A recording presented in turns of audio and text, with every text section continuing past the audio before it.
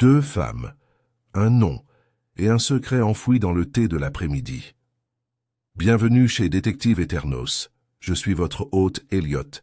Dites-moi, d'où venez-vous aujourd'hui? J'ai toujours hâte de lire vos commentaires, car ils donnent vraiment vie à ces histoires. Entrons dans le mystère.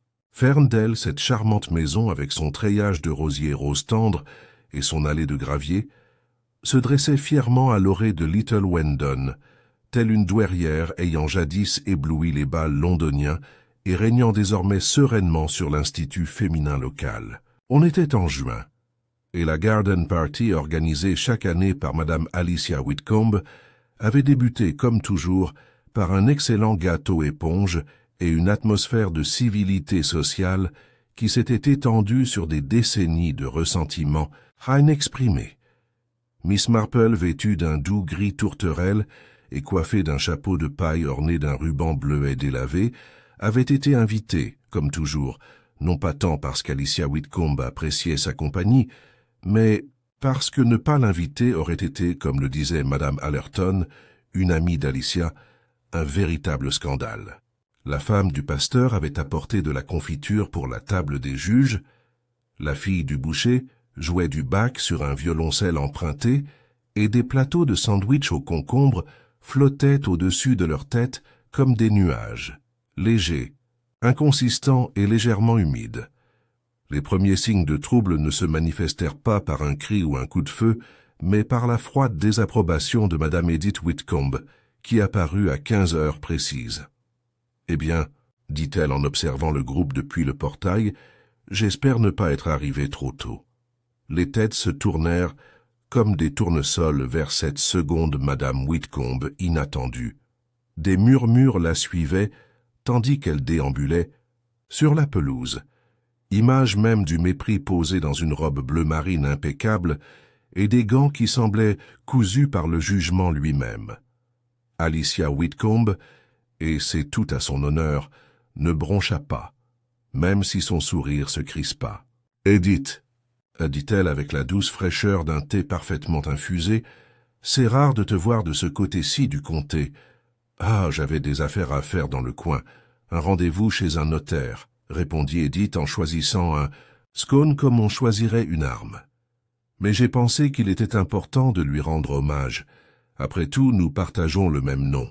Ce que le reste du village savait, par fragments vagues et sous des tons scandaleux, c'est que les 2 femmes avaient été mariées à feu Charles Whitcomb, Alicia la première et Edith la seconde, inattendue.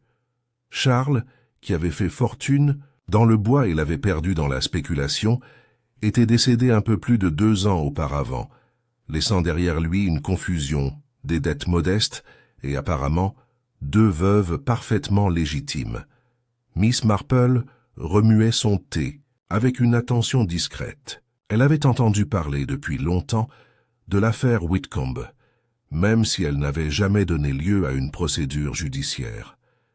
Personne n'avait contesté le second mariage, personne n'avait vraiment su quoi en penser, et personne n'avait jamais obtenu de réponse claire d'aucune des 2 femmes. À 4h30, alors que les derniers accords du violoncelle cédèrent la place à de légers applaudissements et que l'évaluation du concert commençait, un cri retentit derrière la haie de taupières. Les invités restèrent figés, leurs tasses de thé s'entrechoquant sur leurs soucoupes. Puis vinrent les cris, des voix choquées, suivies par le pasteur courant. Oui, courant, vers la remise à outils. Miss Marple se leva. Elle ne se pressa pas. Elle avait appris depuis longtemps qu'il valait mieux laisser passer la première vague de panique avant d'arriver. Alicia Whitcomb, pâle comme la crème qu'elle venait de verser sur une tarte, s'agrippait au dossier d'une chaise de jardin. « C'est Edith, halta-t-elle. Quelqu'un l'a tuée. » Le chaos bourdonnait comme des guêpes. Monsieur Finchley, le pharmacien, appelait la police. Madame Allerton essayait d'éloigner les enfants, tandis que le révérend Tibbets marmonnait ce qui pouvait être un passage des Écritures ou simplement un choc. Miss Marple franchit délicatement la porte ouverte du hangar. À l'intérieur, la scène était à sa manière terriblement ordonnée. Edith Whitcomb gisait face contre terre sur le sol carrelé du hangar, son chapeau roulé dans un coin comme un bonnet abandonné. Un sécateur, le gros modèle utilisé pour les haies épaisses, dépassait de son dos. Il n'y avait aucune trace de lutte, pas de peau renversée, pas d'étagère cassée. Juste l'odeur fraîche de la terre humide et de l'acier aiguisé. « Mort », murmura le docteur Albert, arrivé avec une rapidité inhabituelle. Aucun doute là-dessus. Miss Marple, les yeux plissés par la réflexion, fit un pas en arrière et observa, non pas le corps, mais les plateaux à graines à moitié vides, le seul gant blanc suspendu à une cheville et une traînée de pollen sur le banc. La police arriva, menée par l'inspecteur Cray, toujours aussi empressé, qui commença aussitôt à recueillir les témoignages. Madame Alicia Whitcomb resta assise, immobile, dans son fauteuil en osier, comme si elle risquait de disparaître si elle ne bougeait pas. Sa tasse de thé, intacte, était toujours à côté d'elle, à moitié pleine. Elle me détestait, tu. C'est, dit-elle à voix haute, sans s'adresser à personne en particulier. Elle a toujours pensé que Charles aurait dû divorcer en bonne et due forme, mais il ne l'a jamais fait. J'avais le certificat. Miss Marple ne parla pas encore. Elle joignit doucement les mains et regarda de nouveau vers le hangar. Déjà, des fils commençaient à se former dans son esprit. Non pas des faits, ni des preuves, mais le caractère, le comportement, les infimes détails irremplaçables du comportement. Le genre de détails qui ne changeait pas sous la pression. Et elle était tout à fait sûre, à sa manière tranquillement certaine, que ce meurtre avait très peu à voir avec l'amour, et beaucoup à voir avec l'orgueil. Mais bien sûr, il ne faut jamais dire de telles choses trop tôt. Pas à Little Wendon, pas quand le jeu venait à peine de commencer, le temps que le soleil disparaisse derrière les ifs et projette de longues ombres sur la pelouse. La garden party de Ferndale s'était dissipée en groupes dispersés de villageois murmurants. Les banderoles blanches flottaient encore mollement au vent, et les sandwichs aux concombres s'étaient depuis longtemps recroquevillés sur les bords, oubliés sur leur plateau d'argent. Seul le scandale, si frais qu'il crépitait, subsistait. Babam, Allerton, perché sur un banc en fer forgé près de la bordure de la Vande, se pencha vers son amie, la veuve Madame Fanshawe, avec un air d'urgence réticente. « Vous savez, elle est revenue le mois dernier. Je l'ai vue de mes propres yeux sortant du cabinet d'avocat de Hargrove. Elle avait cette expression qu'elle avait toujours, comme du vinaigre sur du pain grillé. Je croyais qu'elle avait tout vendu après la mort de Charles, dit Madame Fanshawe à voix basse. Elle s'est enfuie à Bath ou à Brighton, un endroit terriblement inadapté. Que pouvait-elle bien vouloir à Little Wendon déjà? Eh bien, certaines personnes ne supportent pas de rester absentes, même lorsqu'elles ne sont pas désirées.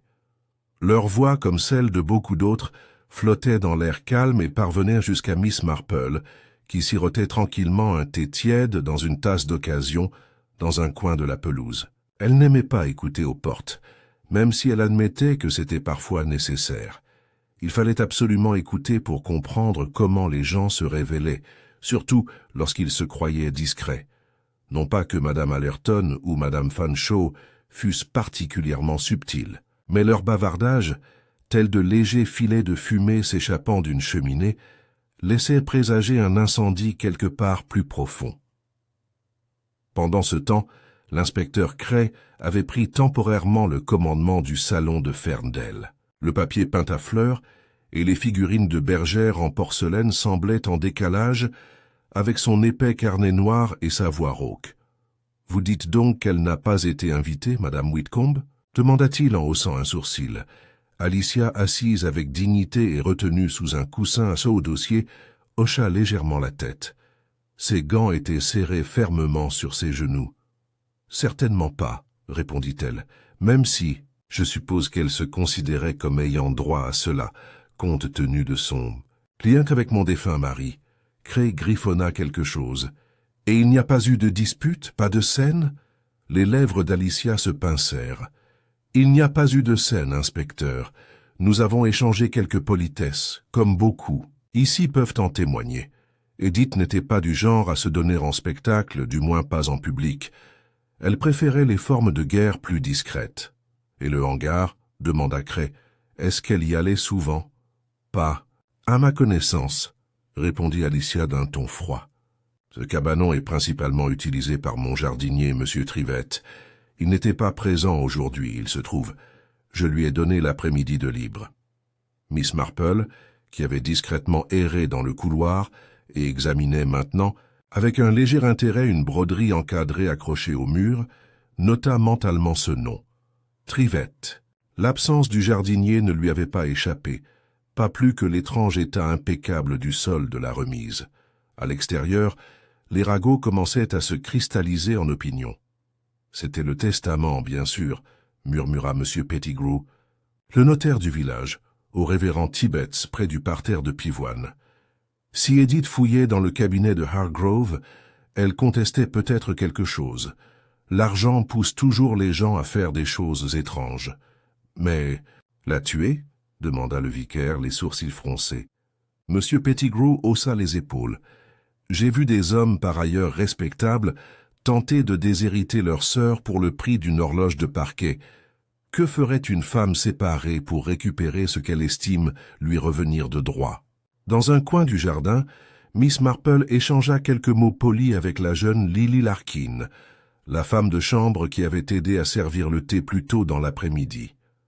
Lily avait les yeux rouges et était troublée, visiblement secouée. « Pauvre Madame Whitcomb !» murmura Lily. « La première, je veux dire. Elle a été si gentille avec moi depuis le début. Mais je n'hésite pas à dire qu'il y avait quelque chose d'étrange. L'autre, celle qui est morte, elle connaissait bien la maison. Je l'ai vue près du salon juste après son arrivée, debout dans le couloir, comme si elle était venue une centaine de fois. » Miss Marple hocha lentement la tête. « Je suppose que oui. Les vieilles habitudes ne disparaissent pas simplement parce qu'on change d'adresse. L'auriez-vous vue plus tard? Près du hangar, peut-être ?» Lily fronça les sourcils, puis secoua la tête. « Non, madame. Je suis allé chercher de la crème fraîche à la cuisine, et quand je suis ressorti, tout était déjà fait. Elle était... eh bien, vous savez... » Miss Marple lui adressa un doux sourire. « Oui, ma chère. Merci. » À la tombée de la nuit, la police avait bouclé le hangar et plusieurs invités avaient été invités à fournir des dépositions écrites. Miss Marple, bien sûr, l'avait fait avec son écriture soignée et son phrasé habituel. En rentrant chez elle par le chemin de St. Mary Mead, elle avait pris le bus pour Little Wendon ce matin-là, comme elle le faisait souvent pour les garden parties. Elle laissa son esprit se concentrer sur l'étrangeté de la scène. Non pas sur le meurtre lui-même, brutal, mais pas unique. Non, ce qui la troublait, c'était l'étrange absence d'émotion chez Alicia Whitcomb. Non pas de chagrin, ce qui pourrait être pardonné. Après tout, on ne pleure pas une femme qu'on n'aime pas, mais de surprise. Une véritable surprise. Alicia était apparue pâle, certes, et hébétée, mais pas choquée, pas complètement.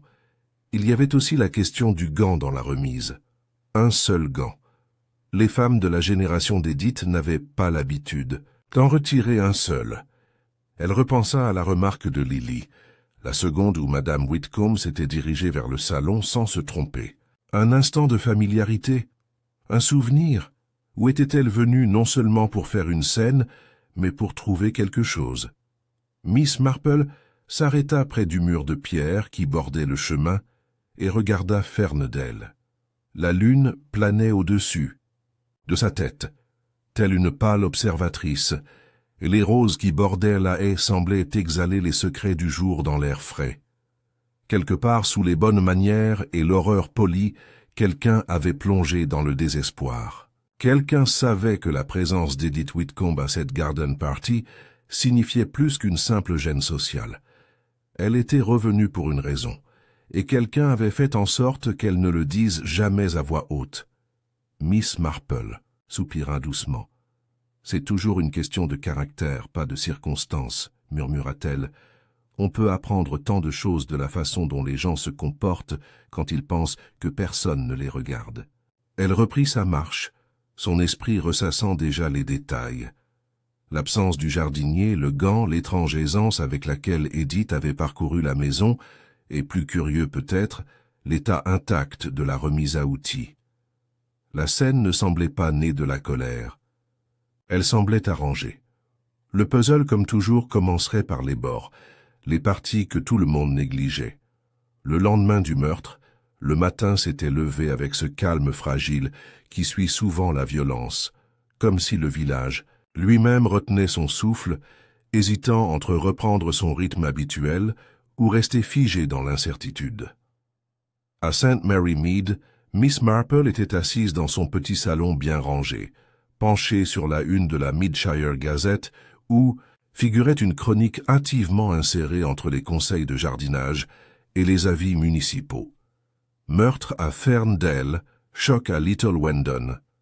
Le rapport, vague comme on pouvait s'y attendre, rapportait seulement que Madame Edith Whitcomb, veuve de feu Charles Whitcomb, avait été retrouvée morte sur la propriété de son prédécesseur, Alicia Whitcomb, lors de la garden party annuelle de Ferndale. Aucune arrestation n'avait eu lieu. La police lançait un appel à témoins. Miss Marple plia soigneusement le papier et le mit de côté. Les mots en eux-mêmes n'apportaient rien de nouveau, mais ils avaient suscité quelque chose de plus profond, la conscience qu'un récit était déjà en train de se dessiner, et qu'une fois ce récit durci, la vérité pourrait bien se glisser, discrètement entre les mailles du filet. Elle lassa ses chaussures de marche avec une précision fulgurante et attrapa son panier. C'était jeudi, et même si elle n'avait pas besoin de plus de menthe ni de graminées, elle sentait qu'une visite aux jardins ouvriers de Little Wendon pourrait lui apporter une récolte plus utile, des informations. Les jardins familiaux s'étendaient derrière le presbytère, un labyrinthe de parcelles soigneusement entretenues, où courgettes et soupçons poussaient côte à côte. Elle trouva M. Trivette, le jardinier d'Alicia Whitcomb, penché sur une rangée de haricots verts, le visage durci par le soleil, concentré. C'était un homme trapu, d'âge indéterminé, coiffé d'une casquette en tweed rapiécé et parlant, que rarement sauf si on le lui demandait. Miss Marple se tenait à côté de lui sans prévenir. « Bonjour, monsieur Trivette, » dit-elle aimablement. Il se redressa, clignant des yeux sous le soleil. « Oh, bonjour, Miss Marple. Je ne vous avais pas vue. J'imagine que vos haricots demandent plus d'attention que moi. Une belle récolte. » Il grogna. « Pas mal, même si le sol est fatigué. C'est toujours le cas, en juin. » Elle hocha la tête, regardant pensivement la terre. « Tu n'étais pas à la fête hier. » Il cligna de nouveau des yeux, plus lentement cette fois. « Non. Madame Whitcomb a dit que je pouvais prendre la journée. Elle a dit qu'il n'y aurait pas grand-chose à faire avec tous ses invités. J'étais à Market Densley chez mon cousin. Dommage. Tu as raté les scones. Et bien sûr, tu as raté la perturbation. » Il grimaça et reporta son regard sur les plantes. « J'en ai entendu parler. Edith, c'est ça? Ça l'affaire. »« Oui, » répondit-elle doucement. « Tu la connaissais donc? C'est bien, elle venait du vivant du vieux maître. Elle arpentait les lieux comme si c'était sa propriété. » Il pointa un doigt en l'air. « Elle était un vrai casse-tête, celle-là. Je ne serais pas surpris qu'on veuille la tuer. » Miss Marple pencha la tête. « Et vous ?» Il parut surpris. « Moi ? Seigneur, non. J'évite les disputes des femmes Whitcomb. Ça n'avait aucun sens pour moi, cette histoire de mariage. Tu travaillais quand elle venait me rendre visite ?» Il se gratta le cou. « Ouais, je suis à Ferndale depuis 15 ans, je les ai vus aller et venir. Alicia n'est pas une tendre, remarquez, mais elle garde tout en ordre. L'autre, Edith, elle a tout remué. Toujours à poser des questions. »« Des questions ?» répéta doucement Miss Marple. « À propos de la maison, à propos du hangar, à propos de ce qui a été déplacé, quand et où. Elle pensait trouver un papier prouvant qu'elle avait encore un droit, sauf qu'il n'y en avait pas, du moins pas à ma connaissance. Et hier, dit Miss Marple, était-elle censée venir? Il secoua fermement la tête. Pas un mot pour moi. Je me serais fait discret de toute façon. Il ne s'entendait pas. Elle laissa un silence s'installer entre eux, assez long pour paraître naturel. Puis, comme si ce n'était qu'une pensée fugitive, « Sais-tu qui a utilisé le hangar ?»« En dernier. » Il haussa les épaules. « Oui, la veille au matin, j'ai rangé après les rosiers. J'ai tout laissé propre. Je ne ferme pas à clé. Rien n'a volé là-dedans. »« Pas de gants ?» Il fronça les sourcils. « Quel gant ?»« Il y avait un seul gant blanc, » dit-elle. « Il était resté sur une patère. Vous vous en souvenez ?» Il secoua lentement la tête. « Non, madame, mais je ne remarque pas tous les morceaux de tissu. Ils auraient pu appartenir à madame Alicia, ou à quelqu'un d'autre qui fouinait. » Miss Marple le remercia et s'éloigna à son rythme habituel. Trivette lui en avait révélé plus qu'il n'en savait.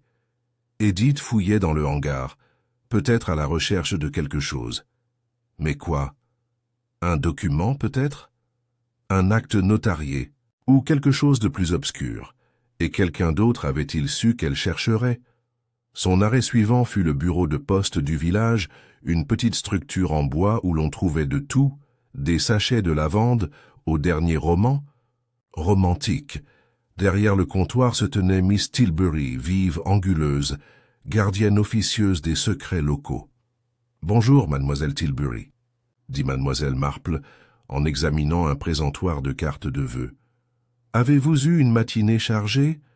Plus occupée que d'habitude ?» dit mademoiselle Tilbury, en ajustant ses lunettes. « Les gens veulent envoyer des cartes de condoléances. Avant même de savoir pour qui se plaindre. » Miss Marple sourit faiblement. « Avez-vous vu madame Edith Whitcomb récemment? J'ai entendu dire qu'elle se renseigne. » La postière pinça les lèvres. « Certes, je suis venu lundi pour demander si des lettres recommandées étaient arrivées à son nom. » Aucune. Je le lui ai dit. Elle a eu l'air déçue. Les yeux de Miss Marple pétillaient derrière ses lunettes. Déçue? C'est curieux. Elle devait s'attendre à quelque chose d'officiel. Elle ne l'a pas dit, ajouta mademoiselle Tilbury, mais elle a demandé si Alicia avait envoyé quelque chose à Londres. Des documents juridiques, peut-être. L'expression de Miss Marple restait douce, mais ses pensées s'aiguisaient. Edith avait cherché du courrier. Quelque chose, croyait-elle, avait été envoyé, ou aurait dû l'être. Quelque chose, pensait-elle, lié à sa réclamation. Quelqu'un avait-il intercepté cette correspondance? Ou bien Alicia avait-elle caché quelque chose? Ce soir-là, Miss Marple s'assit à son bureau et relut ses notes écrites en boucles ordonnées qui trahissaient son âge. Jusqu'à présent, elle avait rassemblé les éléments suivants. Edith n'avait pas été invitée à la fête. Elle s'était renseignée sur des biens ou des documents juridiques. Elle connaissait l'agencement de Ferndale et particulièrement le hangar.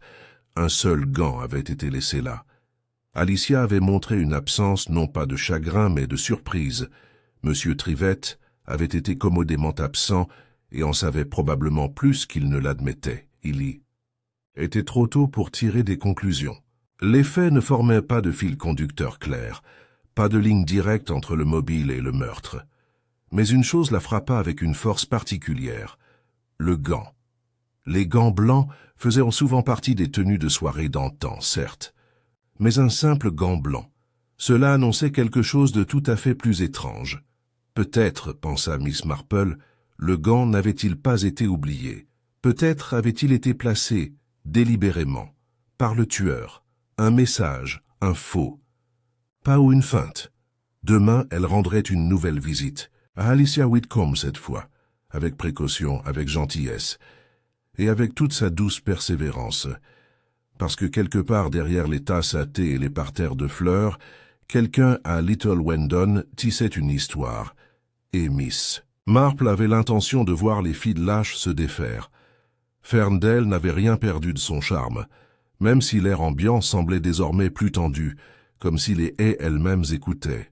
Les rosiers grimpants qui encadraient l'entrée voûtée commençaient à s'affaisser sous la chaleur, et l'allée de gravier portait les traces de perturbations récentes, des pas plus lourds, les traces des agents de police peut-être, et au moins un jeu de pneus de vélo, probablement celui du jeune agent Faro.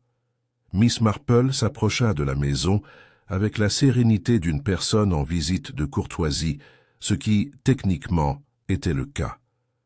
Elle n'avait aucun statut officiel dans cette affaire, et elle n'en avait jamais revendiqué un. Son autorité ne reposait pas sur des titres, mais sur des conversations à l'heure du thé, et sur une mémoire exceptionnelle pour savoir comment les gens se comportaient lorsqu'ils pensaient que personne ne les remarquait. Madame Alicia Whitcomb la reçut dans le petit salon, un petit espace soigné tapissé de fleurs qui contrastait, subtilement mais avec persistance, avec le mobilier plus moderne qu'Alicia avait installé ces dernières années. Une vitrine de figurines en ivoire côtoyait une vitrine plus récente, remplie de porcelaine Wedgwood. L'effet, comme le remarqua mademoiselle Marple, n'était pas sans rappeler la femme elle-même, soigneusement agencée mais non dénuée de contradictions. « C'est très aimable de votre part, Miss Marple, » dit Alicia en versant du thé d'une main, qui ne tenait ferme que par la force de sa volonté. « J'ai bien peur d'être un peu désorientée depuis cette horrible histoire. C'est tout à fait compréhensible, » murmura Miss Marple en acceptant sa tasse. « Et pourtant, vous avez réussi à rester remarquablement calme. Cela témoigne de votre constitution. » Alicia esquissa un petit sourire crispé. « Eh bien, on apprend, n'est-ce pas? La vie n'est pas toujours comme on le voudrait, surtout quand on a affronté Edith. » Miss Marple sirota délicatement. Elle semblait déterminée à sa manière. J'ai entendu dire qu'elle s'était renseignée sur sa correspondance, sur le passé. On se demande si elle avait quelque chose de précis en tête. Le regard d'Alicia, froid et gris, se rétrécit légèrement. Elle s'était toujours crue lésée. Charles n'a jamais officiellement divorcé, tu sais. Son second mariage était au mieux juridiquement douteux. Miss Marple hocha la tête, et pourtant cela n'a jamais été contesté devant les tribunaux. « Non, » répondit Alicia avec l'air de régler ses comptes. « J'ai choisi de ne pas le faire. J'avais le certificat de mariage et la dignité. Elle avait le drame. » Miss Marple observa attentivement son hôtesse. Et pourtant, le drame l'a suivie jusqu'ici, jusque dans la remise, en fait, un endroit des plus inhabituels pour un meurtre. Ni le salon ni le jardin, mais caché, presque hors de vue. Alicia posa sa tasse sur la soucoupe avec un soin exagéré. J'imagine qu'elle a été choisie précisément pour cette raison, pour être cachée. En effet, dit Miss Marple, et curieux, n'est-ce pas? L'état du hangar, si propre, si délibérément intact. Je ne sais pas. Je n'y vais jamais. Monsieur Trivette s'en occupe. Je suppose qu'il a été interrogé. « Ben oui, » dit Miss Marple en posant sa tasse. « Un homme fiable, certes, mais qui a aussi ses opinions. » Il semblait penser qu'Edith cherchait quelque chose. Le visage d'Alicia tressaillit légèrement, mais Miss Marple le remarqua. Eh bien sûr qu'elle l'était. Un document, peut-être. Quelque chose pour appuyer ses dires. Ce qui n'aurait plus d'importance, dit Miss Marple d'un ton léger. Charles étant parti et sans testament en sa faveur. À moins que... Une pause. À moins qu'elle ne croie qu'il y avait un testament qui avait été, que dirons-nous, égaré. Alicia se raidit. Il n'y avait pas de volonté. Miss Marple sourit doucement. Ça est ce qu'ont décidé les avocats, je crois. Je ne m'abaisserai pas à... commença Alicia. Puis elle se reprit et prit une profonde inspiration. Je n'ai rien à cacher, Miss Marple. Rien qui puisse justifier un meurtre. Bien sûr que non, répondit Miss Marple d'un ton affirmatif. Et pourtant un meurtre a eu lieu. Alicia se leva, visiblement perturbée. Vous êtes très intelligente, Miss Marple, mais comprenez bien qu'Edith n'était pas en bonne santé. Elle était en colère, vindicative. Peut-être a-t-elle essayé de menacer quelqu'un. Peut-être que quelqu'un avait peur. Peut-être, acquiesça Miss Marple en se levant. Après tout, la peur a souvent mené à la tragédie. Tandis qu'on la conduisait vers la porte, Miss Marple remarqua de nouveau l'étrange mélange d'anciens et de nouveaux qui régnait dans la maison.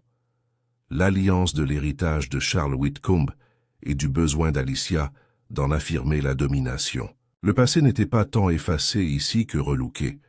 De retour sur le chemin, elle s'arrêta près du muret de pierre et observa les nuages s'amonceler au-dessus des champs. Son instinct lui disait qu'Alicia en savait plus qu'elle ne le disait. Pas forcément sur l'acte lui-même, mais sur le but d'Edith, et peut-être sur ce qui avait, des années auparavant, poussé Charles à tenter une seconde vie avec une autre femme. Elle n'avait pas encore décidé si le calme d'Alicia relevait de l'innocence ou d'un calcul, mais une chose l'avait particulièrement intriguée, le déni de testament. Non seulement l'absence de testament, mais l'insistance sur son absence.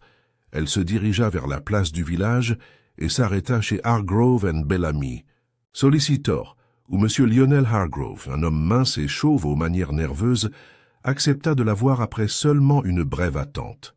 « Mademoiselle Marple, dit-il en souriant avec un vague malaise, « ce n'est pas tout à fait convenable, vous comprenez, mais vous avez toujours eu un intérêt pour, comment dire, la justice, entre autres choses, acquiesça Miss Marple en acceptant la place offerte. Je crois que vous connaissiez feu M. Charles Whitcomb? Oh oui, oui, professionnellement. C'était un client complexe, très exigeant sur ses affaires. Et ses affaires étaient-elles en ordre lorsqu'il est décédé? Hargrove hésita. Enfin, pas tout à fait. Aucun testament n'a été retrouvé. Nous avons fait des recherches approfondies. Ses affaires ont été erratiques vers la fin. Et Madame Edith Whitcomb? Demanda-t-elle. Elle est venue vous voir récemment. Il cligna des yeux. Oui, elle nous a demandé si nous avions déjà traité un second testament. Elle a prétendu que Charles lui avait dit vouloir réviser le premier, mais rien n'avait jamais été déposé, et nous ne l'avions pas vu au cours des 6 derniers mois de sa vie.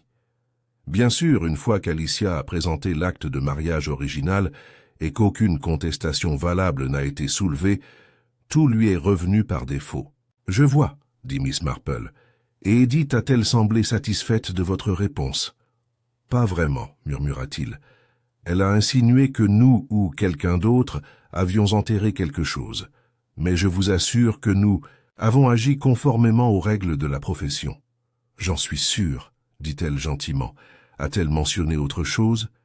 Elle a dit qu'elle allait trouver elle-même la preuve que quelque chose avait été caché à Ferndale. Elle semblait convaincue. Miss Marple se leva, l'air indéchiffrable. « Merci, monsieur Hargrove. Cela m'a été très utile. » Elle quitta le bureau et fit le long du jardin, les pensées brouillées par de vieilles signatures et des papiers manquants. Edith avait cru à l'existence d'un second testament. Alicia l'avait nié avec trop de véhémence. Et la cabane du jardinier, si méticuleusement propre, avait suscité l'intérêt des 2 femmes. Miss Marple s'autorisa un petit soupir, rare. Les documents, bien sûr, ne tuaient pas, mais ils avaient le don de transformer les pensées en pensées meurtrières dans les esprits sains. Restait l'affaire du gant. Elle soupçonnait désormais qu'il n'avait pas appartenu à Edith. Elle revisiterait. Ferndale cette fois sous les traits d'une vieille dame serviable et curieuse de la taille des rosiers. Et ce faisant, elle regarderait à nouveau le banc, le gant et peut-être la poubelle, car le papier, comme la culpabilité, avait le don de laisser des traces. Et à Little Wendon, Miss Marple le savait, aucun papier ne restait. Enterré pour toujours. 2 jours après la garden party qui s'était brutalement transformée en scène de meurtre, Ferndale avait retrouvé un semblant de calme, quoique fragile, comme la surface d'un étang qui cache les difficultés d'un homme en train de se noyer juste en dessous. Miss Marple, avec son châle indéfectible et son panier de boutures de son propre jardin, arriva en milieu de matinée sous le prétexte poli de demander à Alicia Whitcomb des boutures de rosier. Surtout cette délicate plante grimpante, rose près du treillis latéral. « Vous avez toujours eu tant de chance avec ça, ma chère. » Alicia, posée mais visiblement tendue sous son chemisier repassé et ses perles, reçut Miss Marple avec l'efficacité fragile d'une femme cherchant désespérément à préserver les apparences. Le meurtre avait ébranlé son appartenance sociale, même si elle refusait de l'admettre. Son cercle s'était resserré comme un animal blessé, méfiant face à la pitié, plus avide de ragots que de réconfort. « Bien sûr, » dit Alicia en attrapant déjà son sécateur. « Mais je vais devoir m'occuper de la taille moi-même. Trivette n'est pas rentrée aujourd'hui. Il n'est pas fiable, j'en ai peur, même si j'ai toujours essayé d'être juste avec lui. Ils marchèrent ensemble jusqu'au jardin, longeant la pelouse qui avait autrefois abreuvé rires et tartelettes, et qui ne résonnait plus que d'un silence fantomatique. Les roses de Ferndale, au moins, restaient vivantes, provocantes, s'épanouissant. Dans la chaleur de la fin de l'été, leur parfum doux et écœurant.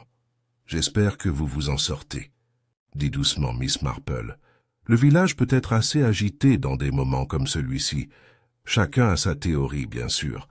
Les lèvres d'Alicia tressaillirent, comme amusées. Tout le monde a toujours une théorie, j'imagine. Qu'ils pensent que je l'ai poussé moi-même dans le hangar. Je vous assure que j'aurais choisi un endroit moins mélodramatique. Miss Marple ne dit rien, mais s'autorisa une légère inspiration amusée. Elle laissa le silence se prolonger, confiante que les gens, surtout ceux qui sont sous pression, le remplissaient souvent de plus qu'ils ne le souhaitaient. Ils atteignirent le bord du chemin du jardin où se trouvait le hangar à outils, sa porte maintenant fermée et verrouillée avec un nouveau verrou.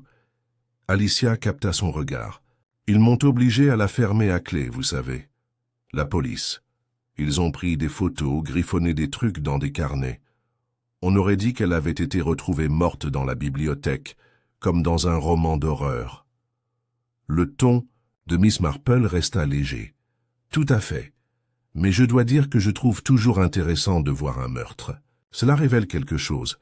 Sur la personne qui l'a planifié, ou peut-être pas du tout, les hangars sont terriblement pratiques pour cacher des secrets, des outils, des gants et même des lettres. » Alicia détourna le regard. Elle était toujours indiscrète, toujours convaincue que je lui avais caché quelque chose. Je suppose qu'elle ne cessera jamais d'y croire.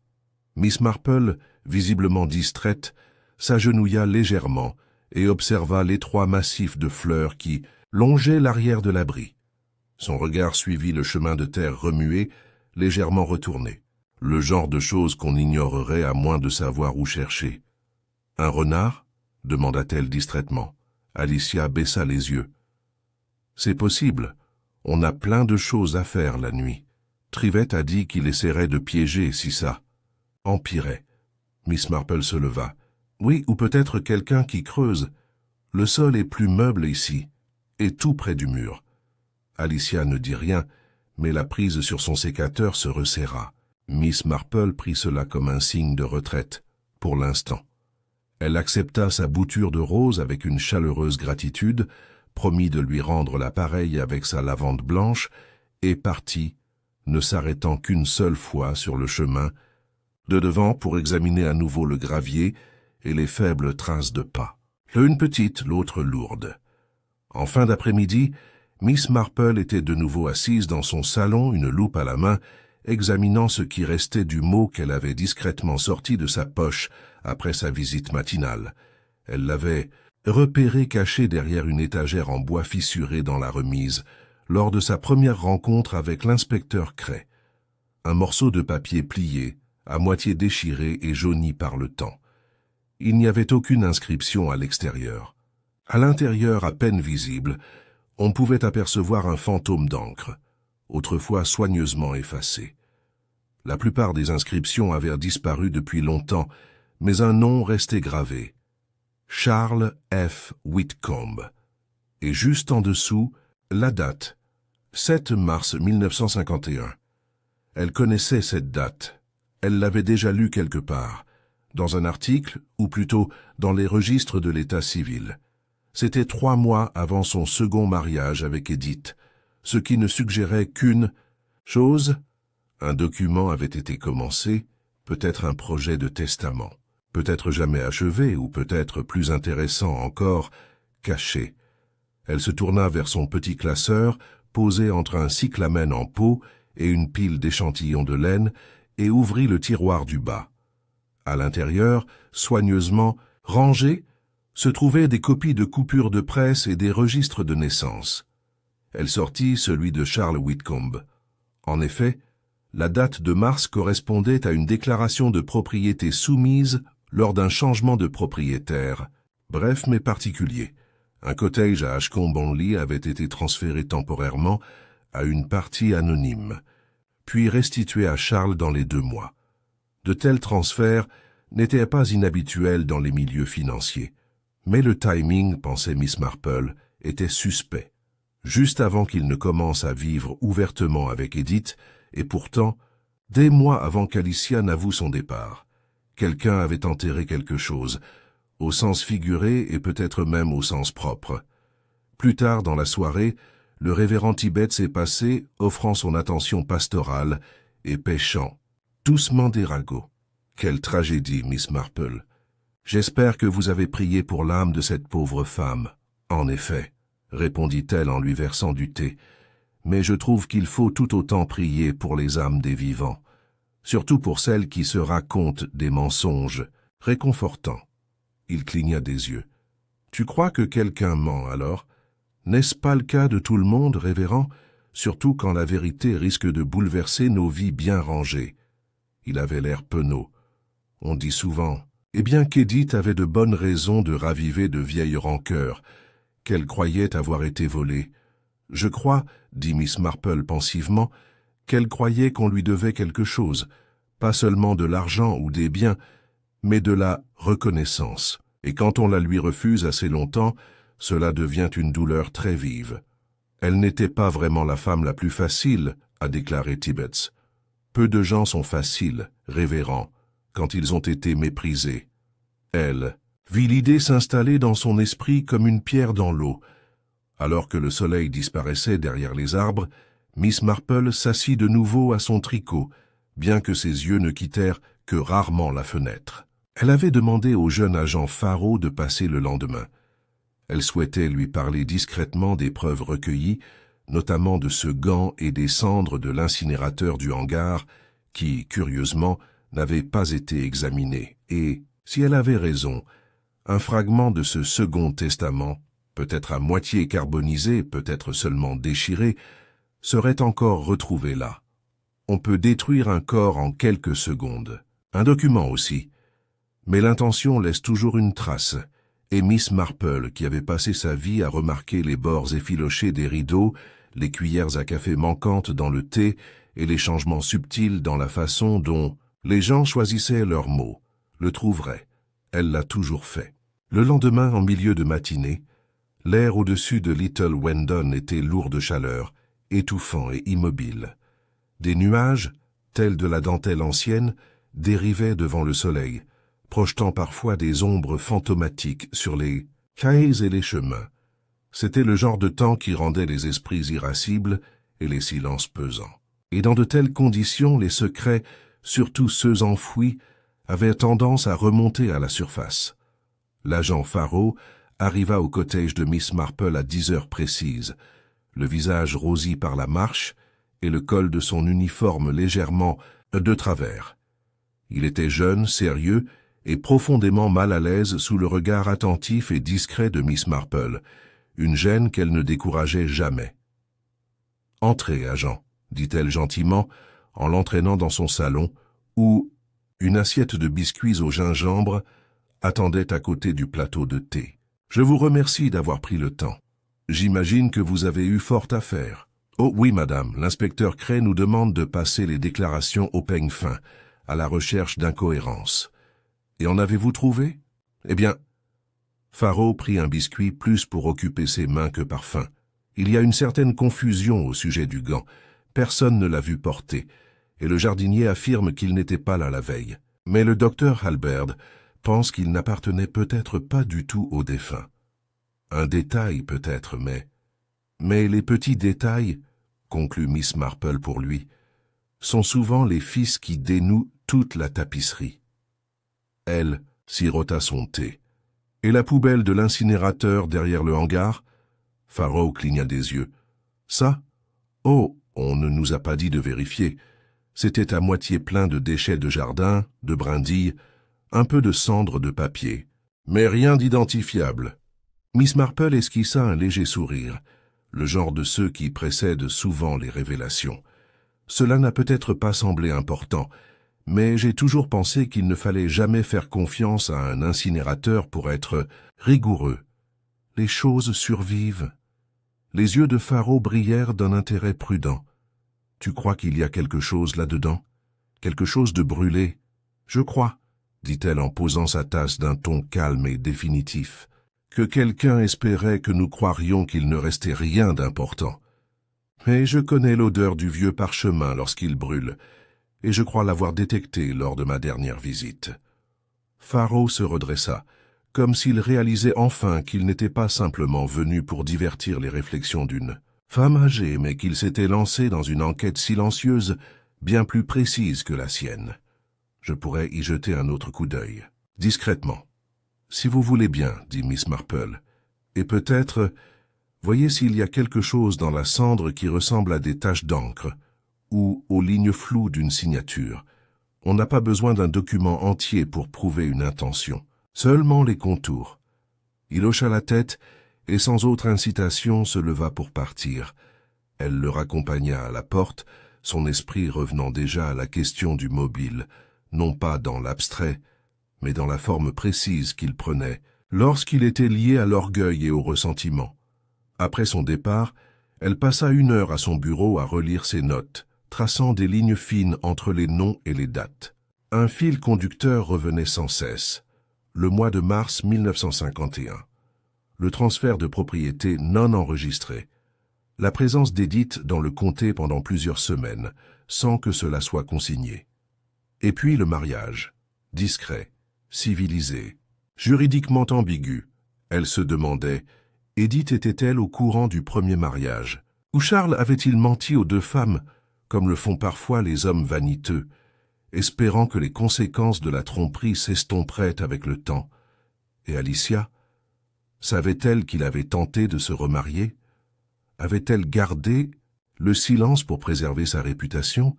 Ou avait-elle délibérément dissimulé les preuves, peut-être même un Nouveau Testament? Trop de questions.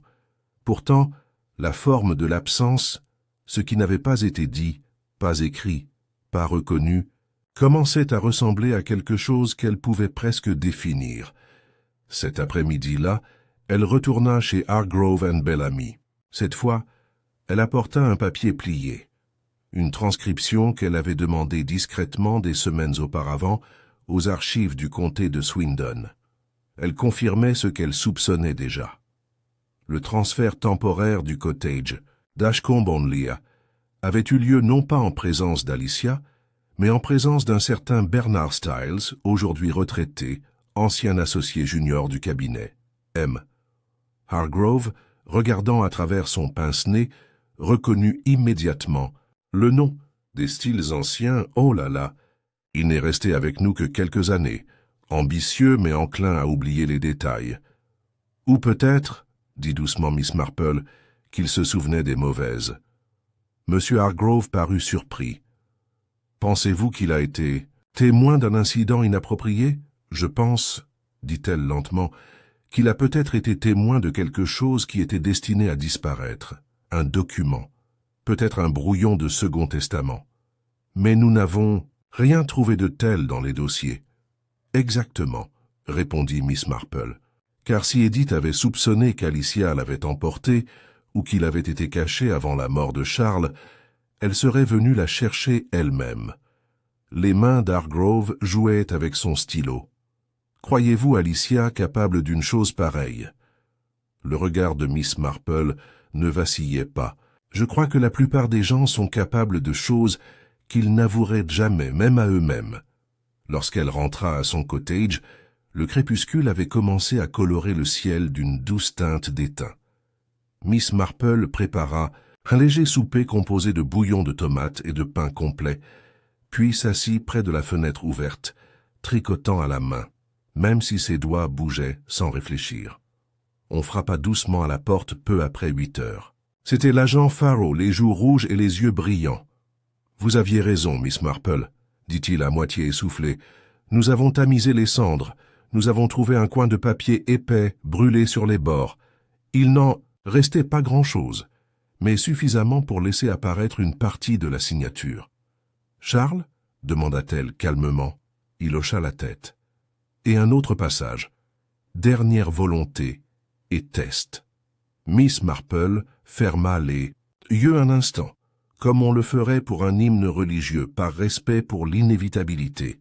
« Il y avait un deuxième testament, dit-elle, et il n'est jamais parvenu aux mains des notaires, parce que quelqu'un a veillé à ce qu'il n'arrive pas. » Faro hésita. Mais Alicia ne serait-elle pas la principale suspecte? Miss Marple lui lança un regard bienveillant. « Alicia est certainement capable de dissimuler des preuves, agent. Ce n'est pas une femme chaleureuse. Mais un meurtre est une décision différente, un acte physique, plein de risques, et il requiert quelque chose qui manque à Alicia, le désespoir. Alors quelqu'un d'autre, quelqu'un qui avait accès au hangar, qui n'était pas censé être là, quelqu'un qui aurait pu tomber sur Edith en cherchant. OMS. Miss Marple se leva et se dirigea vers la table. Elle prit son petit carnet et l'ouvrit à la vue d'une liste de noms. En haut, souligné 2 fois, se trouvait Lily Larkin. « La femme de chambre ?» demanda Faro, incrédule. « Elle a grandi à Ferndale. Sa mère était femme de ménage avant elle, et son père, disait-on, était, disons, très ami avec Charles Whitcomb. Lily a toujours été discrète, observeuse et profondément loyale envers Alicia. » Faro semblait toujours perplexe. « Mais pourquoi tuerait-elle Edith ?» Miss Marple soupira. « Pas par haine, mais peut-être par peur. Imaginez que Lily voit Edith fouiller. Imaginez qu'Edith la confronte et exige des réponses. Imaginez que Lily craigne qu'Alicia soit démasquée, voire déshonorée. Le cabanon offrait de l'intimité, des outils, et l'instinct de protéger ce qu'on a peut être terriblement fort. » Faro griffonna dans son carnet, puis leva les yeux. « Que devrions-nous faire ?»« Vous, » dit Miss Marple, « devez parler à l'inspecteur Cray et veiller à ce que la déposition de Lily soit à nouveau recueillie, minutieusement. Surveillez-la attentivement, elle se dévoilera. » C'est toujours le cas. Elle retourna à sa chaise, tandis que Faro s'éloignait dans la soirée qui s'éteignait. Le vent agitait le rideau de dentelle à côté d'elle, et elle murmura à voix haute « La culpabilité est comme la cendre. Elle se dépose dans les coins tranquilles et s'accroche, longtemps après que le feu se soit éteint. Le puzzle était presque entier maintenant, un fil de plus, et il se dénouerait sans difficulté. Et Miss Marple, avec son doux sourire et son regard perspicace, verrait la justice refleurir parmi les roses. Le lendemain matin, le ciel se leva sous un ciel nuageux, de ceux qui laissaient présager une météo incertaine. La pluie menaçait, mais ne tombait pas. Les oiseaux chantaient d'un air prudent, comme conscients que quelque chose d'anormal flottait encore dans l'air. Le village de Little Wendon avançait plus lentement que d'habitude. Les livraisons de l'épicier avaient 30 minutes de retard, et on pouvait voir Madame Fanshawe scruter à travers ses voilages, avec une fréquence qui laissait penser qu'elle s'attendait à une arrestation à tout moment. À St. Mary Mead, Miss Marple disposait les pensées sur le rebord de sa fenêtre avec une précision distraite. Ses pensées ne se portaient pas sur les fleurs, mais sur une série d'observations discrètes, gestes subtils, remarques désinvoltes, comportements qui commençaient à dessiner les contours de la vérité. En fin de matinée, elle se rendit au presbytère sous prétexte d'apporter de la crème de citron. Le révérend Tibbets, aimable comme toujours, l'accueillit dans le salon, avec l'air d'un homme encore perturbé par la menace d'un meurtre. « C'est une chose infâme », murmura-t-il en versant du thé d'une main tremblante. « Ici, dans notre coin tranquille du monde. On s'attend peut-être à de telles choses à Londres, mais pas parmi les roses et les tartelettes à la confiture. » Miss Marple remua doucement sa tasse. « Et pourtant, cher révérend, la nature humaine reste la même quel que soit le code postal. Partout où l'on cache un secret, le péché n'est jamais loin. » Il sursauta, coupable. « Tu crois que c'était prémédité alors? Pas une dispute qui a tourné au drame? »« Oh non, » dit doucement Miss Marple. « Je crois que quelqu'un a agi rapidement, oui, mais pas sans motif. La vraie question est, quel motif a pu peser autant ?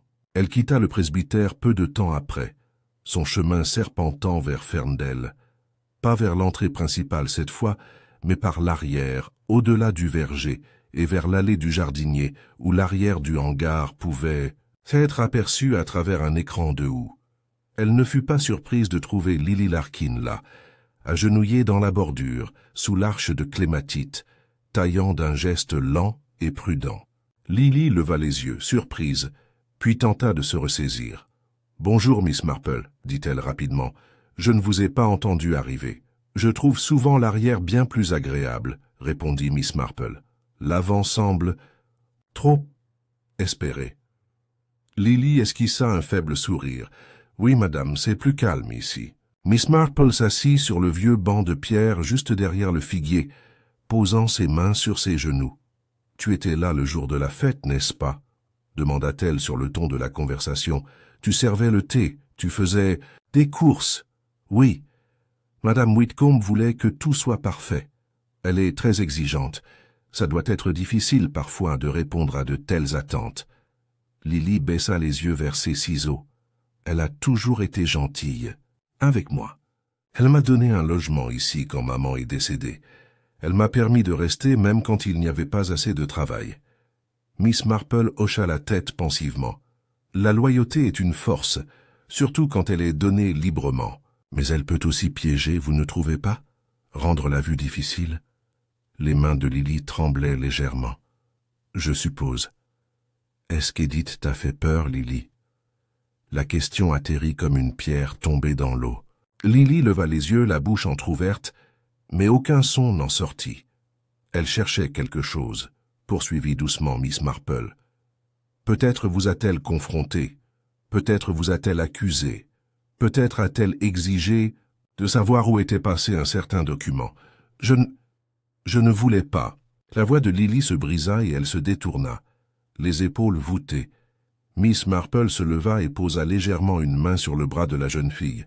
« Ma chère, je ne suis pas là pour vous condamner, mais je crois qu'il s'est passé quelque chose dans ce hangar que vous n'avez pas dit à la police. Et je crois que, quoi que vous ayez fait, ce n'était pas pour votre propre bien. Vous essayez de protéger quelqu'un, n'est-ce pas ?» Les yeux de Lily se remplirent de larmes. Elle criait. Elle disait que je devais lui dire où Madame Whitcomb avait caché le testament. Elle disait que si je ne le faisais pas, elle irait voir les journaux. Tout gâché. Elle disait qu'Alicia serait traînée dans la boue, passée pour une imposture. Elle brandissait quelque chose, des papiers, et je ne sais pas où elle les a eus. J'ai essayé de l'en empêcher. Que s'est-il passé, Lily? J'ai paniqué, murmura-t-elle. Je l'ai poussée, juste pour qu'elle cesse de crier. Elle a trébuché. Elle a heurté l'étagère. Les ciseaux sont tombés. Et puis, sa voix s'est brisée. Tu ne voulais pas la tuer, dit doucement Miss Marple. Je ne l'ai pas fait. Je n'ai même pas remarqué qu'elle était partie au début. J'ai juste couru. Miss Marple resta assise à côté d'elle en silence. Après quelques instants, Lily s'essuya les yeux avec sa manche. Plus tard, je suis retourné. J'ai retrouvé les papiers qu'elle avait laissés tomber. Ils étaient à moitié déchirés. Je n'arrivais pas à les lire correctement. Mais je me suis dit, c'était peut-être ce testament. Je ne savais pas quoi faire. Alors je les ai brûlés. Termina Miss Marple. Je ne voulais pas que quelqu'un les trouve. Je pensais que si Madame Whitcomb était mêlée à ça, elle perdrait tout. Et elle a été gentille avec moi. Elle m'a donné ma place. Miss Marple hocha la tête. Et ton avenir, Lily? Lily baissa les yeux. Je suppose que c'est fini maintenant.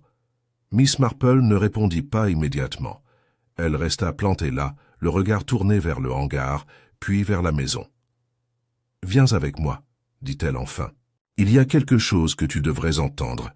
Et ensuite, nous irons voir l'inspecteur Cray. Ensemble. » Lily hésita puis se leva. À l'intérieur de Ferndale, Alicia Whitcomb était dans la salle du matin, ses mains flottant autour d'un plateau à thé qu'elle n'utilisait pas. « Alicia, dit Miss Marple d'un ton neutre, il y a quelque chose que tu dois savoir. Lily t'a protégé au prix de beaucoup de peine. Alicia se figea. Tu me protèges? Oui, d'un scandale que vous n'avez peut-être même pas vu venir, d'une vérité qui aurait dû être révélée il y a des années, à propos de Charles, à propos du Second Testament. Le visage d'Alicia devint blême. Il n'y avait pas de volonté. Le regard de Miss Marple resta fixe. Il y en avait un, du moins un brouillon. Peut-être pensiez-vous qu'il n'avait aucune importance. Peut-être pensiez-vous avoir droit à la succession. Mais ce papier, quoi qu'il dise, suffisait à effrayer Edith. Assez pour l'enhardir. Assez aussi pour pousser cette pauvre fille au désespoir. Lily, les joues rouges de honte, s'avança. « Je ne voulais pas, madame. Je voulais juste l'empêcher de crier. Je ne pensais pas... » Les yeux d'Alicia brillaient d'une lueur indéchiffrable. Ni de chagrin, ni de rage, mais peut-être de regret. Miss Marple parla doucement. « Vous devez dire la vérité, tous les deux. C'est la seule voie à suivre. » Il y a eu assez de silence dans cette maison. Un long silence s'installa, puis Alicia hocha la tête. « Je parlerai à la police. Et moi, dit doucement Miss Marple, je veillerai à ce qu'ils comprennent pleinement ce qui s'est passé. » Les trois femmes étaient assises, silencieuses, réfléchissant, tandis que le matin s'étendait au-delà des fenêtres ornées de dentelles. Dehors, le vent avait tourné. Les roses frémissaient.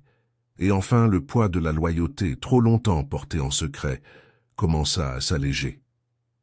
L'inspecteur Cray se tenait dans le salon de Ferndale, une botte tapotant légèrement le bord du tapis. Sa posture, habituellement rigide et autoritaire, affichait maintenant la légère courbure d'un homme assimilant une vérité dérangeante. Il avait été convoqué par Miss Marple avec un mot sur lequel on pouvait lire, de sa main, « Soignez ». Les pièces s'assemblent maintenant. Lily Larkin vous dira tout. Mais comme pour la plupart des énigmes, les contours sont trompeurs.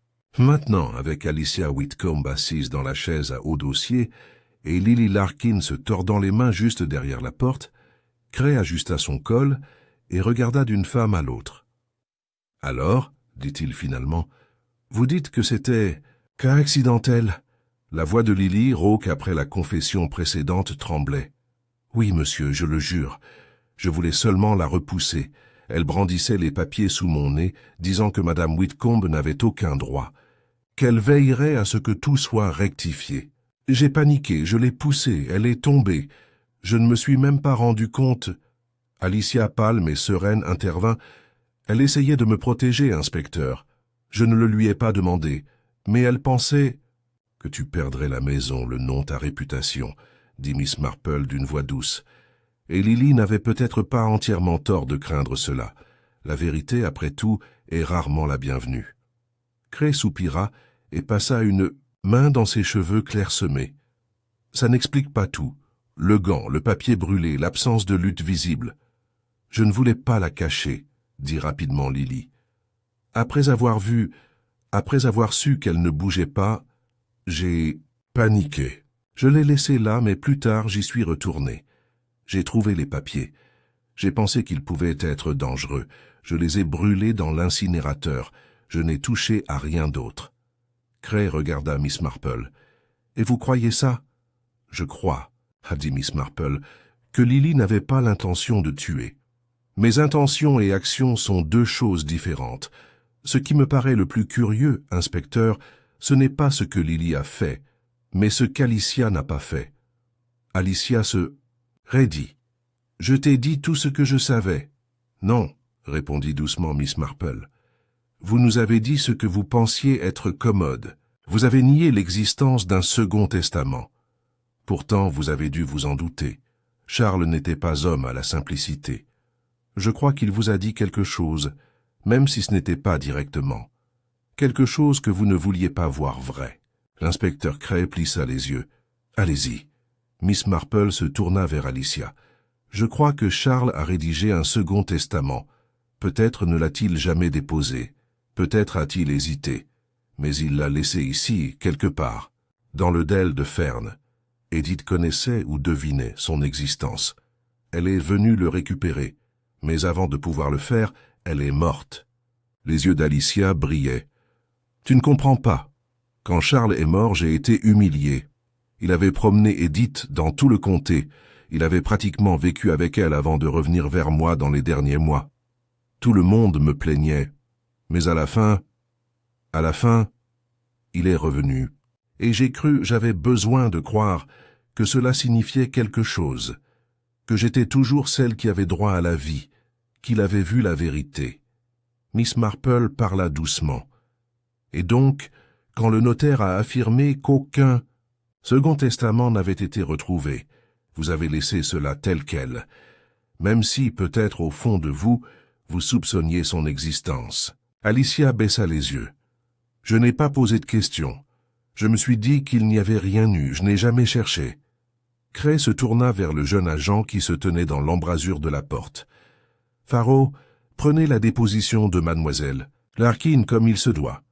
Enregistrez tout ce qu'elle vient de nous dire et vérifiez à nouveau le hangar.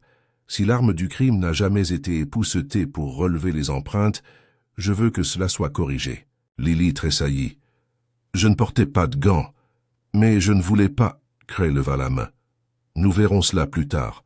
Pour l'instant, vous n'êtes pas en état d'arrestation, mais vous devez rester au village. » Miss Marple s'approcha de la fenêtre, contemplant le jardin. Les roses, fraîchement taillées, commençaient à s'ouvrir à nouveau, fragiles, indifférentes au drame de la vie humaine.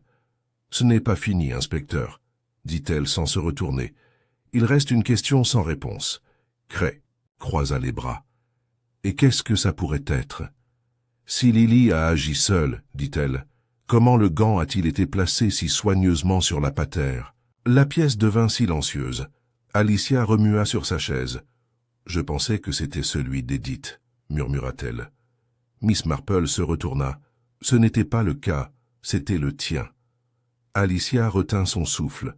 « J'ai reconnu les coutures, » poursuivit Miss Marple. « Délicates, festonnées au poignet, le genre que tu portais autrefois à l'église. Je crois que, quand Lily s'est enfuie, tu es allé à la remise. Tu as trouvé le corps, tu as vu les papiers, tu as compris ce qui s'était passé, et tu as rangé. Alicia avait l'air affolée. Tu n'as pas déplacé le corps, mais tu as redressé la scène, tu as retiré les documents visibles, tu as accroché ton gant, peut-être sans réfléchir. Tu t'es convaincu que c'était mieux ainsi, que tu protégeais Lily, qu'il était trop tard pour changer quoi que ce soit. La voix d'Alicia était presque inaudible. Je ne savais pas. Quoi faire? J'ai vu les ciseaux, son corps, les papiers, et je me suis dit, laisse tomber, que ça s'arrête. Cray, le visage sombre, hocha lentement la tête. Vous n'avez peut-être commis aucun crime, Madame Whitcomb, mais vous avez bien interféré sur une scène de crime. Cela sera consigné au procès-verbal. Alicia hocha la tête. Miss Marple s'avança. La vérité, même tardive, est une forme de miséricorde, pour vous et pour Lily. Elle regarda la jeune servante qui se tenait au bord de la pièce, comme une ombre silencieuse, épuisée mais étrangement soulagée. Il y aura des conséquences, dit doucement Miss Marple, mais il y aura aussi de la compréhension. Ce n'est pas la malveillance qui vous a poussé, seulement la peur. Dehors, les nuages se déplacèrent à nouveau. Un mince rayon de lumière les perça, illuminant le plateau d'argent posé sur la table à thé. À cet instant, le temps sembla reprendre son souffle. Alors que l'inspecteur Cray prenait congé, le carnet plein et les épaules lourdes, il s'arrêta à côté de Miss Marple. « Tu es une merveille. Tu sais, je suis ce que l'âge et l'observation ont fait de moi, » répondit-elle. « Et j'écoute même quand les autres pensent que je ne suis pas. » Il eut un petit rire sec. « Ça m'aurait épargné des formalités administratives si on t'avait eu dans l'équipe. » Elle sourit, une lueur dans les yeux. « Mais alors, qui tricoterait des chaussettes pour bébé et taillerait les soucis ?» À la tombée de la nuit, Ferndale était redevenue silencieuse. Alicia restait seule au salon, une femme confrontée au délicat fardeau de la survie. Lily, quant à elle, était avec Madame Fanshawe. Mademoiselle Marple avait veillé à ce qu'elle ne passe pas la nuit seule, et à St. Mary Mead, Miss Marple rangea sa dernière paire d'aiguilles à tricoter dans son étui en ivoire. Le puzzle n'était pas bien rangé. Aucun coin n'était net.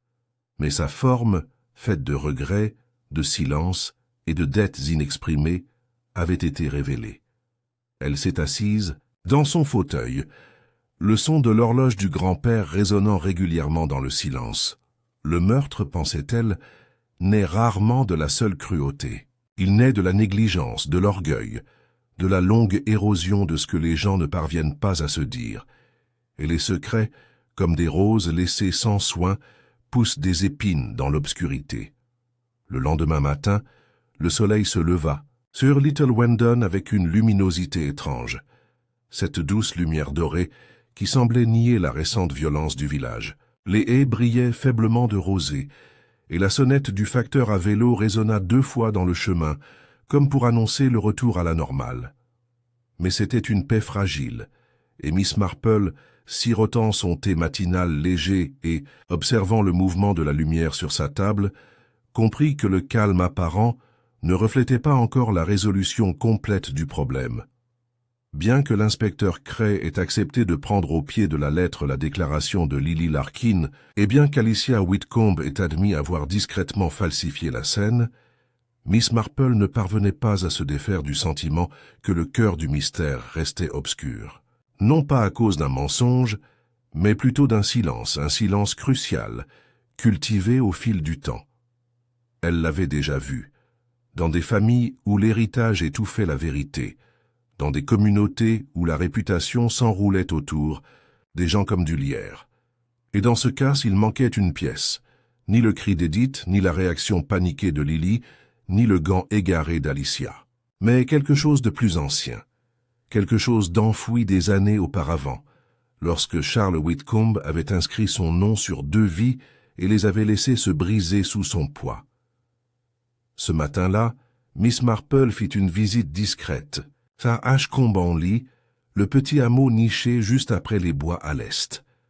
Le bus la déposa sur une aire de repos près de la poste, et de là, elle se rendit à pied au vieux cottage, celui que Charles Whitcomb avait autrefois transféré, de son nom puis mystérieusement récupéré. La maison était désormais vide. Le lierre avait commencé à envahir la clôture arrière, et la cheminée était striée de mousse. Les rideaux fins et jaunis flottaient dans leur prison de verre, comme s'ils étaient encore perturbés par le mouvement. Elle frappa plutôt à la maison du voisin. Une chaumière au toit de guingois, où flottait une odeur de thé et de panais bouillis par la fenêtre de la cuisine. La femme qui répondit, Madame Eloise Harper, était septuagénaire, grande et large d'épaules, avec un fort accent campagnard et des yeux clairs et brillants. « Oh oui, » dit-elle à l'évocation de Charles Whitcomb. « Il a eu cette maison pendant 2 ans, peut-être 3. Il était plutôt discret. Il a accompagné une femme, une fois. Edith, elle s'appelait. Il se croyait discret, mais elle observait tout, celle-là. Comme un corbeau sur un poteau de clôture. Est-ce qu'elle vivait là-bas? Pas vraiment, non, il allait et venait. La plupart du temps, il était seul, mais il y avait des lettres.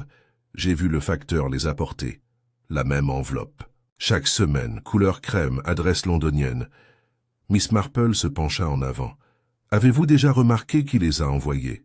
Madame Harper fronça les sourcils. Je l'ai fait une fois, par accident, vous savez. La lettre était tombée face contre terre et je la rendais. Elle disait « B. Styles, S.K.B. » Ça vous dit quelque chose? C'est vrai, murmura Miss Marple, Bernard Styles. Le même nom que celui figurant dans les registres fonciers, le témoin du notaire. Pas seulement un ancien associé, mais peut-être un confident. Elle retourna à St. Mary Mead avec une urgence discrète, et le lendemain matin, après une série de questions posées avec douceur, elle avait convenu de parler à M. Styles en personne. Il était désormais à la retraite et vivait à Cheltenham. Il accepta une brève visite, si cela ne le dérangeait pas trop. Miss Marple ne donnait jamais l'impression que quoi que ce soit était gênant. Elle apportait des scones. C'était un homme étonnamment mince. Ses mains tremblaient légèrement tandis qu'il versait le thé, Mais sa mémoire, une fois sollicitée, s'est avérée forte. « Oui, oui, » dit-il après qu'elle lui eut montré la date. « Le 7 mars 1951. » Je m'en souviens, Charles est arrivé avec un brouillon manuscrit. Il m'a demandé si je pouvais l'aider à le formaliser. Il a dit qu'il ne voulait pas le classer, tout de suite, qu'il voulait le garder entre nous, jusqu'à ce qu'il ait réglé certaines affaires. « Un testament ?» demanda doucement Miss Marple. « Oui. Un deuxième. Il a laissé Ferndale à Edith. Il a dit qu'il lui devait un nouveau départ. Qu'Alicia et lui étaient en finis, émotionnellement, sinon légalement. Est-ce qu'il t'a déjà demandé de le détruire? Non, il m'a demandé de le garder. Je ne l'ai jamais classé officiellement, mais je l'ai conservé dans un tiroir privé, pendant des années. Puis à ma retraite, j'ai supposé qu'il avait été perdu ou annulé. Mais je n'ai plus jamais eu de ces nouvelles. » Miss Marple prit une inspiration prudente. « Monsieur Styles, je crois qu'Edith est venue récupérer ce testament. Ou une copie. Je crois que quelqu'un d'autre l'a récupéré avant moi. » Il cligna des yeux. « Mais qui aurait pu deviner que je l'avais? Quelqu'un qui connaissait Charles vous faisait confiance. Peut-être Alicia. Peut-être même quelqu'un dont vous ignoriez qu'il avait entendu quelque chose, comme Lily, par exemple. » Il fronça les sourcils. « J'avais une vendeuse autrefois, une fille discrète. Elle aurait été là ce jour-là. Elle m'a apporté du thé pâle à voix basse. « Pas Lily. Comment s'appelait-elle? »« Marlène, peut-être. » Miss Marple le remercia et rentra chez elle, son esprit repensant au lien. Ce n'était pas Lily qui avait caché le testament. Elle avait simplement brûlé ce qui en restait, prise de panique. L'original n'avait probablement jamais été conservé à Ferndale. Pourtant, d'une manière ou d'une autre, Alicia savait ou soupçonnait que Charles avait l'intention de la déshériter. Et ce soupçon, non confirmé, mais persistant, avait façonné tout ce qu'elle avait fait depuis. De retour à Little Wendon, Mademoiselle Marple passa devant le cimetière où Edith Whitcomb devait être enterrée le lendemain matin, lors d'une cérémonie aussi modeste que l'avait été sa situation juridique. Aucun membre de sa famille ne s'était manifesté. Personne n'avait réclamé son corps, à l'exception du greffier du comté. Alicia avait signé le formulaire de libération, et même cela, Mademoiselle Marple avait appris qu'il avait été fait avec une réticence discrète. Elle s'arrêta une fois de plus pour rendre visite au révérend Tibbets. « Il y a une dernière gentillesse, » dit-elle, « qui pourrait arranger les choses. » Ainsi, sur la suggestion de Miss Marple, le lendemain, juste avant l'enterrement, Alicia Whitcomb se tenait près de la tombe, vêtue de soie noire, ses gants fermement en place. Elle ne pleurait pas. Elle ne parlait pas. Mais elle déposa un petit bouquet d'œillets blancs, les préférés de Charles. Lily se tenait juste derrière elle, incertaine, vigilante. Ensuite, alors que la foule se dispersait, Miss Marple prit Alicia à part. « Tu n'aimais pas Edith, » dit-elle doucement, « mais tu savais ce que Charles faisait. » Alicia fixait la terre fraîche, je m'en doutais. Il disait des choses. Il voulait faire ce qui était bien. Mais il l'a toujours voulu, jusqu'à ce que cela signifie être détesté. Il est revenu vers moi parce qu'il était fatigué, pas repentant. Et quand il est mort, je me suis simplement dit que j'avais gagné. « Mais tu n'as pas gagné, » dit doucement Miss Marple. « Non, » murmura Alicia, « pas vraiment. » Pas. Ainsi le passé, désormais enfoui aux côtés d'Edith, s'installa dans la mémoire. Mais dans l'esprit de Miss Marple, toute l'histoire avait refait surface. Un homme trop lâche pour rompre un lien avant d'en nouer un autre. Deux femmes prises, dans un vide juridique et émotionnel. Une fille d'une loyauté démesurée. Et un village où le silence était souvent pris pour la paix. Le crime, en fin de compte, n'était pas né de la haine, mais d'une peur accumulée au fil des années. Peur de la disgrâce, peur d'être exposée, peur d'être effacée.